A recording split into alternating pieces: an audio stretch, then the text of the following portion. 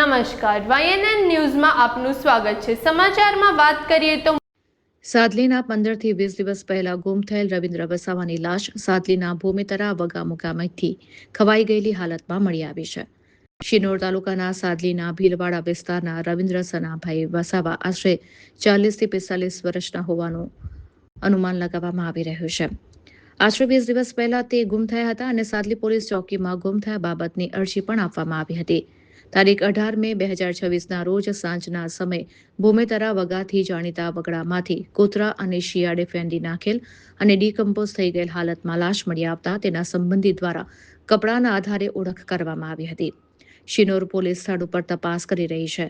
4 દિવસ પહેલા મહુડા વગામાં સૂર્યા હનુમાનજી પાસે ઝાડ પર લટકાવેલી વણ ઓળખાયેલી ડીકમ્પોઝ લાશ મળી હતી। તેના સમાચારની શાઈ હજી તો સુકાઈ નથી ત્યાં ફરી એકવાર ડીકમ્પોઝ થયેલી લાશ મળી આવી છે। કુણાલ દરજી, શિનોર।